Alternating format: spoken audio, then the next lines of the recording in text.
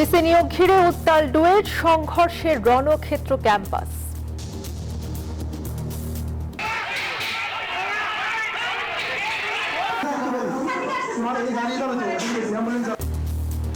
ধর্ষণ চেষ্টার ঘটনায় জাবিতে প্রশাসনিক ভবনে তালা। ভিসির পদত্যাগের দাবিতে বিক্ষোভ পটুয়াখালী বিশ্ববিদ্যালয়। ওনারা আসলে কি দায়িত্বটা পালন করছেন সেই জবাবদিহিতা চাইতে আমরা এখানে অবস্থান কর্মসূচি, অবরুদ্ধ কর্মসূচি ঘোষণা করেছি।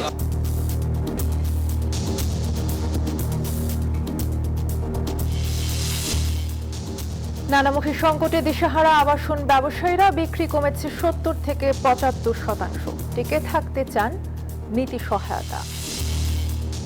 স্থানীয় সরকার নির্বাচন ঘিরে বিভক্তি বাড়ছে জামায়াত এনসিপির। যে কোনো দলের সঙ্গে জোটে আগ্রহী এনসিপি, এককভাবে লড়তে অনড় জামায়াত।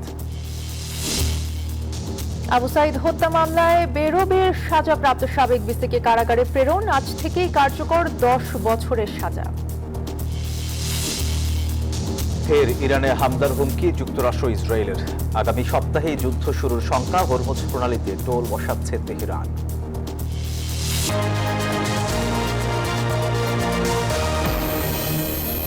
স্বাগত নিউজ 24 সংবাদে। দর্শক, পুরো সংবাদে আপনাদের সাথে আছি আমরা দুজন, আমি সোহাগ বক্স এবং আমি তাসনিম অর্থী। দেখছিলেন সুপার বোর্ড সংবাদ শিরোনাম। এবারে পুরো খবর। দেশে সৌদি আরবে ১৪৪৭ হিজরি সনের জিলহজ মাসের চাঁদ দেখা গেছে। ফলে দেশটিতে আগামী ২৭ মে ঈদ উল আজহা উদযাপিত হবে। আরাফাত দিবস হবে আগামী ৯ জিলহজ বা ২৬ মে। রবিবার সৌদি আরবের চাঁদ দেখা কমিটির এক বিবৃতিতে এই তথ্য জানানো হয়েছে। এছাড়া সংযুক্ত আরব আমিরাত ও ওমানেও চাঁদ দেখার ভিত্তিতে ২৭ মে ঈদ উল আজহা উদযাপনের সিদ্ধান্ত হয়েছে।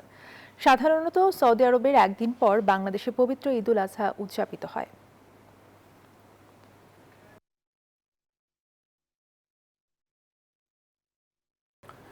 নতুন ভিসি নিয়োগকে কেন্দ্র করে গাজীপুরের ঢাকা প্রকৌশল ও প্রযুক্তি বিশ্ববিদ্যালয়ে দুই পক্ষের মধ্যে দফায় দফায় সংঘর্ষের রণক্ষেত্র ক্যাম্পাস। পুলিশ পরিস্থিতি নিয়ন্ত্রণের চেষ্টা করলে ত্রিপক্ষীয় সংঘর্ষে রূপ নেয়। এতে পুলিশ সহ অন্তত ১৫ জন আহত হয়েছেন। থমথমে পরিস্থিতি বিরাজ করছে ক্যাম্পাসে। দাবি আদায় না হওয়া পর্যন্ত আন্দোলন চালিয়ে যাওয়ার ঘোষণা দিয়েছেন শিক্ষার্থীরা। ত্রিপক্ষীয় সংঘর্ষে উত্তাল গাজীপুরে ঢাকা প্রকৌশল ও প্রযুক্তি বিশ্ববিদ্যালয়। হামলা পাল্টা হামলা এবং ইটপাটকেলে আহত হয়েছেন বেশ কয়েকজন। নতুন ভিসির নিয়োগ ও যোগদানের বিরোধিতা করে শিক্ষার্থীদের দ্বিতীয় দিনের মতো বিক্ষোভে হামলার অভিযোগ ভিসির সমর্থক বহিরাগতদের বিরুদ্ধে। পুলিশ পরিস্থিতি নিয়ন্ত্রণে চেষ্টা করলেও ত্রিমুখী সংঘর্ষে রূপ নেয়। গেট ভাঙচুর করে ভিসিকে জোরপূর্বক ক্যাম্পাসে ঢোকার প্রস্তুতি নেয়। যখন ওরা জোরপূর্বক ক্যাম্পাসে ঢোকার প্রস্তুতি নেয় তখন আমরা তাদেরকে বাধা দিই। যখন আমরা বাধা দিই তখন তারা কি করে, তারা আপনার মনে করেন যে বিভিন্ন ধরনের দেশীয় অস্ত্র আর আপনার ইটপাটকেল আমাদের উপরে ছোড়া শুরু করে। তখন আমাদের মধ্যে প্রায় শতাধিক আহত হয়। আমরা ভিসি স্যারকে বাইরে রিসিভ করে আমরা গেটের দিকে অগ্রসর হই। আমরা যারা শিক্ষার্থী আছে, তো ভেতর থেকে যারা এই ভিসি স্যারের বিরোধিতা করছিল তারা অতর্কিতভাবে আমরা গেটে গিয়ে যখন আমরা ঢোকার চেষ্টা করি, অতর্কিতভাবে আমাদের উপরে শিক্ষার্থীদের দাবি ডুয়েট একটি বিশেষায়িত প্রকৌশল বিশ্ববিদ্যালয় হওয়ায় এখানকার একাডেমিক ও প্রশাসনিক বাস্তবতা ভিন্ন। এর শিক্ষা ব্যবস্থা বাস্তবতা ও প্রশাসনিক চ্যালেঞ্জ মোকাবিলায় বহিরাগত কাউকে না এনে নিজ ক্যাম্পাস থেকে উপাচার্য নিয়োগ দিতে হবে। পুরাতন বিসি যেটা নিয়োগ হয়েছে ওইটা অধ্যাদেশ বাতিল হবে এবং নতুন বিসি নিয়োগ হবে। তারপরে যারা আমাদের উপর আক্রমণ করছে তাদের ছাত্রত্ব বাতিল হবে। ক্যাম্পাসে এখনো থমথমে পরিস্থিতি বিরাজ করছে। মোতায়েন আছে অতিরিক্ত পুলিশ। দুই পক্ষের ধাক্কা দেখতে গেট ভেঙে গেছে, সংঘর্ষ হয়েছে, তখন পুলিশ গিয়ে ইন্টারফেয়ার করেছে, দুই পক্ষকে ছত্রভঙ্গ করে দিয়ে দিচ্ছে। এটা একজন সরকার ভিসি নিয়োগ দিচ্ছে, স্বাভাবিকভাবে এটা দায়িত্ব হস্তান্তর হবে। কেউ যদি বিরোধিতা করে, সীমা স্বার্থ করে চেষ্টা করে, তাহলে সেটা আমরা খতিয়ে দেখে ব্যবস্থা নেব। গত 14 মে ডুয়েটের ভিসি হিসেবে নিয়োগ দেয়া হয় শাহজালাল বিজ্ঞান ও প্রযুক্তি বিশ্ববিদ্যালয়ের অধ্যাপক ডক্টর মোহাম্মদ ইকবালকে। প্রজ্ঞাপন জারির পরপরই তা প্রত্যাখ্যান করেন ডুয়েট শিক্ষার্থীরা। Desk report, news 24। নারী শিক্ষার্থীকে ধর্ষণ চেষ্টা ঘিরে উত্তপ্ত জাহাঙ্গীরনগর বিশ্ববিদ্যালয়। 5 দিনেও অভিযুক্ত গ্রেফতার না হওয়ায় প্রশাসনিক ভবন ঘেরাও করেছে আন্দোলনরত শিক্ষার্থীরা। এ সময় প্রক্টরের পদত্যাগ দাবি করেন তারা। সাভার থেকে সহকর্মী নাজমুল হুদার তথ্যচিত্র ডেস্ক রিপোর্ট। উত্তাল জাহাঙ্গীরনগর বিশ্ববিদ্যালয় ক্যাম্পাস। সকাল থেকে প্রশাসনিক ভবনের সামনে জড়ো হন শিক্ষার্থীরা। পরে তারা প্রক্টরের কার্যালয়ে পুরনো তালা ভেঙে নতুন তালা ঝুলিয়ে দেন। শিক্ষার্থীদের অভিযোগ, ঘটনার পর প্রশাসন অপরাধীকে শনাক্ত ও গ্রেফতারে কার্যকর পদক্ষেপ নিতে ব্যর্থ হয়েছে। ক্যাম্পাসে নিরাপত্তাহীনতা বাড়লেও প্রশাসনের পক্ষ থেকে দৃশ্যমান কোনো উদ্যোগ নেওয়া হচ্ছে না বলেও অভিযোগ তাদের। 48 ঘন্টার জায়গায় 107 ঘন্টা পড়ে গেছে। ওনারা আসলে কি দায়িত্বটা পালন করছেন যে এখনো পর্যন্ত এরকম একটা আসামি ধরা পড়ে নাই। রাষ্ট্রীয় 3টা বাহিনী, র্যাব, ডিবি এবং পুলিশ এই ঘটনাটা ডিল করছেন, কিন্তু তারপরও কেন একজন আসামিকে এখানে ধরা যাচ্ছে না? আমরা সেই দাবিতে, সেই জবাবদিহিতা চাইতে আমরা এখানে অবস্থান কর্মসূচি, অবরুদ্ধ কর্মসূচি ঘোষণা করেছি। এ সময় শিক্ষার্থীরা প্রক্টরের পদত্যাগ দাবি করে নতুন করে 24 ঘন্টার আলটিমেটাম দেন। একই সঙ্গে অভিযুক্তকে দ্রুত গ্রেফতার এবং ক্যাম্পাসের নিরাপত্তা জোরদারের দাবি জানান আন্দোলনরত শিক্ষার্থীরা। এদিকে উপাচার্য অধ্যাপক ডাক্তার কামরুল হাসানকে ফ্যাসিস্ট বলে আখ্যা দেয় মানববন্ধন ও প্রতিবাদ সভা করেছে দর্শন বিভাগের শিক্ষার্থীরা। তাদের অভিযোগ, আন্দোলনকে ভিন্ন দিকে নেয়ার চেষ্টা চলছে। ফ্যাসিস্ট আখ্যা দেওয়া এটা হচ্ছে তাদের ব্যক্তিগত রাজনৈতিক এজেন্ডা বাস্তবায়ন করা, এবং এই আন্দোলনটাকে তারা গুটি হিসেবে ব্যবহার করে অন্য খাতে প্রবাহিত করা হচ্ছে তাদের একমাত্র উদ্দেশ্য। তাকে এইভাবে ন্যাক্কারজনকভাবে অপমান করা বা এইভাবে কথা বলে তাকে অপমান করা, এটা আসলে আমাদের ডিপার্টমেন্টের জন্য একটা অপমানজনক ঘটনা। বিশ্ববিদ্যালয় প্রশাসন বলছে আইন শৃঙ্খলা বাহিনীর সঙ্গে সমন্বয় করে অভিযুক্তকে শনাক্ত ও গ্রেফতারের চেষ্টা চলছে। পাশাপাশি ক্যাম্পাসের নিরাপত্তা জোরদারেও উদ্যোগ নেওয়া হয়েছে। গোয়েন্দা সংস্থাগুলো কাজ করে যাচ্ছে। ইতিমধ্যেই র্যাব, আমাদের পুলিশ বাহিনী, এনএসআই, ডিজিএফআই এবং অন্যান্য যে ডিবি, এসবি এবং অন্যান্য ইন্টেলিজেন্স এজেন্সিগুলো কাজ করে যাচ্ছে, প্রতিনিয়ত আমাদের সাথে সমন্বয় করছেন। আমরা আশা করি অভিযুক্ত অতি দ্রুত গ্রেফতার হবে। আমরা অনুরোধ করছি, আমরা দাবি রাখছি সরকারের কাছে তাকে অভিযুক্ত দ্রুত গ্রেফতার করে সর্বোচ্চ শাস্তি নিশ্চিত করার জন্য। এদিকে আজ থেকে তদন্ত কমিটি কাজ শুরু করেছে বলে জানান বিশ্ববিদ্যালয় উপাচার্য। 7 দিনের মধ্যে আমরা বলেছি যে এই তদন্ত কমিটি রিপোর্ট দিতে হবে। ঘটনাকে কেন্দ্র করে কেউ যেন অস্থিতিশীল পরিস্থিতি তৈরির সুযোগ নিতে না পারে সেদিকেও নজর রাখা হচ্ছে বলে জানায় বিশ্ববিদ্যালয় প্রশাসন। Desk report, news 24। পটুয়াখালী বিজ্ঞান ও প্রযুক্তি বিশ্ববিদ্যালয়ে উপাচার্যের অপসারণ এবং আন্দোলনরত শিক্ষক শিক্ষার্থীদের উপর হামলার প্রতিবাদে টানা 7ম দিনের মতো বিক্ষোভ, অবস্থান কর্মসূচি ও প্রতিবাদ সমাবেশ অনুষ্ঠিত হয়েছে।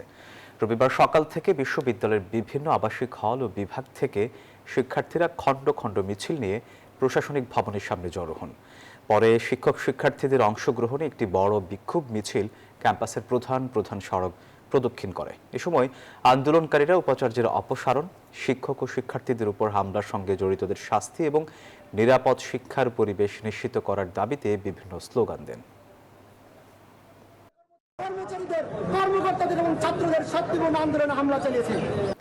হামিদ টিকা নিয়ে অন্তর্বর্তী সরকারের প্রধান উপদেষ্টা ডক্টর মোহাম্মদ ইউনূস সহ সংশ্লিষ্ট সবার ভূমিকা তদন্তের নির্দেশনা চেয়ে একটি রিট দায়ের করা হয়েছে।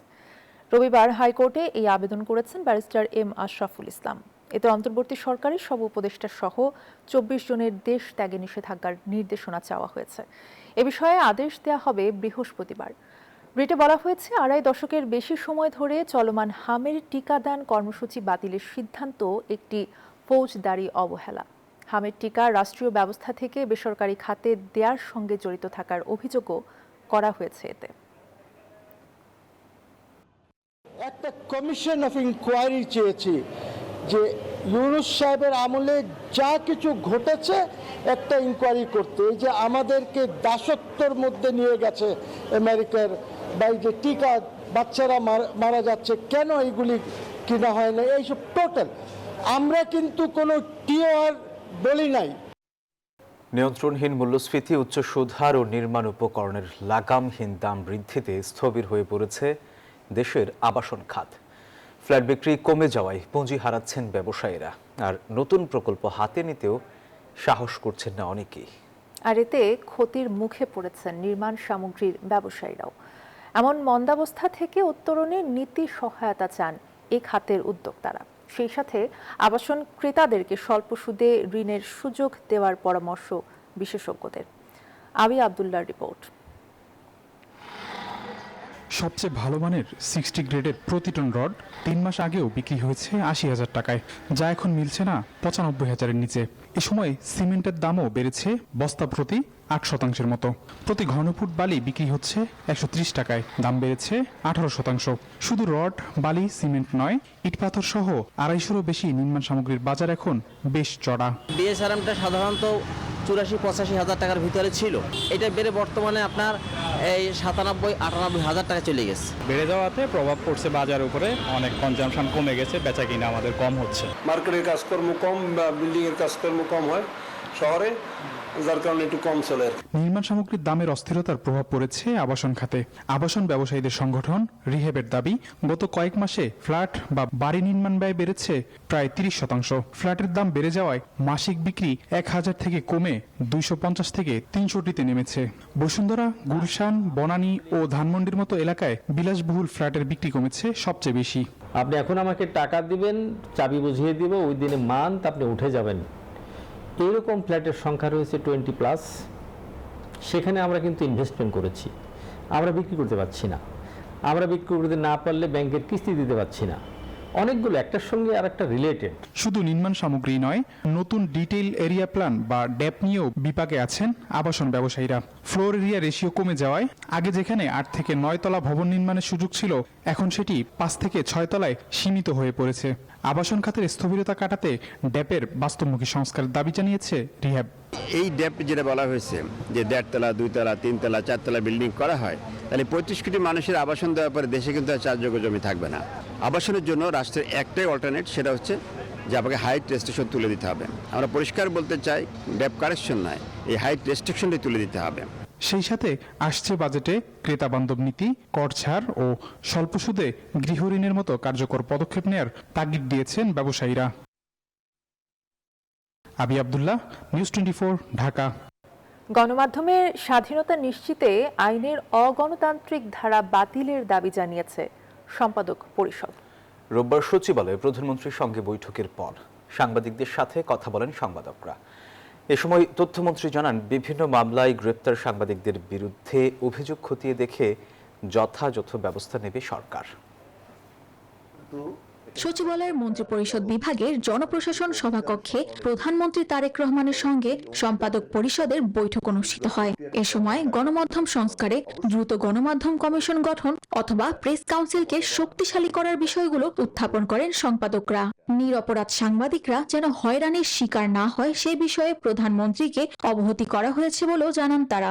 এত ধরনের মামলা, এটা গণতান্ত্রিক দেশের পরিবেশের জন্য ভালো নয়, এই সরকারের ভাবমূর্তির জন্যও ভালো নয়। উনি এটা নিয়েছেন এবং উনি খুবই আন্তরিকতার সঙ্গে উনি এটা গ্রহণ করেছেন এবং বলেছেন যে ওনারা পরীক্ষা করবেন। মাননীয় প্রধানমন্ত্রী তাদের অনুভূতির সঙ্গে একমত পোষণ করে প্রয়োজনীয় ব্যবস্থা নেওয়ার জন্য আমাকে নির্দেশ দিয়েছেন। এদিকে বিগত স্বৈরাচারী সরকারের আমলে গণমাধ্যম নিয়ন্ত্রণে যে ধরনের অপশাসন তৈরি করা হয়েছিল তা থেকে বেরিয়ে গণতান্ত্রিক মিডিয়া গড়তে প্রধানমন্ত্রী সায় দিয়েছে বলে জানিয়েছেন নিউজ এজ সম্পাদক নুরুল কবির। আইন কানুনের মধ্যে যে অগণতান্ত্রিকতার অংশগুলো আছে সেগুলোর সম্পর্কে আমরা তাকে অবহিত করেছি। জুলাইয়ের কোনো একটা সময়ে একটা চূড়ান্ত একটা রিপোর্ট তৈরি করে তার আলোকে একটা গণতন্ত্র পরায়ণ আইন তৈরি করবার জন্য আমরা সম্মত হয়েছি। এর আগে টেলিভিশন এডিটর্স কাউন্সিলের সাথে বৈঠক করেন তথ্যমন্ত্রী। ক্ষমতাবান, স্বাধীন, দক্ষ, যোগ্য। জামিয়া মাহতাব রোজা, নিউজ 24, ঢাকা। স্থানীয় সরকার নির্বাচন ঘিরে বিভক্তি বাড়ছে জামায়াত এনসিপির, যে কারণে বিএনপির মতো শক্ত প্রতিপক্ষ থাকার পরেও এককভাবে ভোটের প্রস্তুতি নিচ্ছে 11 দলীয় ঐক্যের প্রধান দুই দল। এনসিপি বলছে, স্থানীয় নির্বাচনে ভোটের সমীকরণের পক্ষে নিতে জোট হতে পারে যে কোনো দলের সঙ্গে। আর অন্যদিকে সিটি নির্বাচন এককভাবে করতে অনড় জামায়াত। তবে উপজেলা ইউনিয়নের সিদ্ধান্ত নিতে চান স্থানীয় নেতাকর্মীদের সঙ্গে কথা বলে।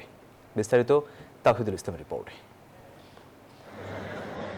তৃণমূলে গণতন্ত্র চর্চার ভিত্তি হলো স্থানীয় সরকার নির্বাচন, যে কারণে যত দ্রুত সম্ভব ধাপে ধাপে স্থানীয় নির্বাচন শেষ করতে পদক্ষেপ নিচ্ছে সরকার ও নির্বাচন কমিশন।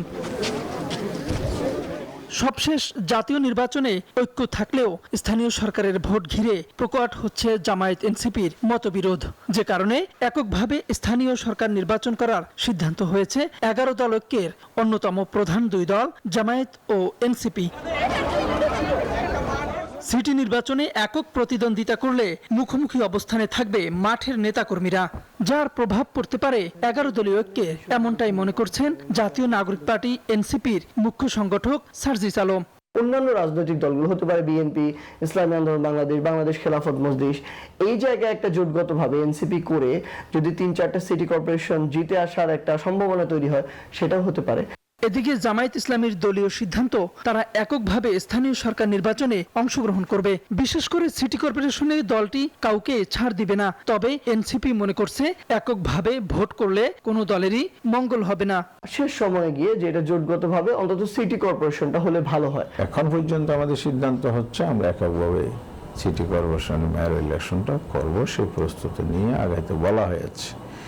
তবে পরিবেশ পরিস্থিতি প্রেক্ষাপট সামনে রেখে যদি সেখানেও যদি কোনো সমঝোতার প্রয়োজন দেখা দেয়, সেটা সে সময়ের বিষয়, তবে আপাতত এই সম্ভাবনা নেই। স্থানীয় সরকার নির্বাচন নিয়ে শেষ পর্যন্ত 11 দল সমঝোতায় যাবে কি যাবে না তা আরও স্পষ্ট হওয়া যাবে তফসিল ঘোষণার পর বলে মনে করছেন জামায়াত এনসিপি নেতারা। তাওহিদুল ইসলাম, নিউজ 24, ঢাকা। কন্টেন্ট ক্রিয়েটর ও অভিনেত্রী কারিনা কায়সারের জানাজা কেন্দ্রীয় শহীদ মিনারে অনুষ্ঠিত হয়েছে। এ বিষয়ে আরও জানাতে আমাদের সাথে সেখান থেকে যুক্ত হচ্ছেন সহকর্মী আল মোহামিনুল খান। মোহামিন, কারিনা কায়সারের জানাজা এবং দাফনের বিষয়ে তথ্য জানাবেন। তার শুভাকাঙ্ক্ষী যারা এসেছেন তারা কি বলছেন?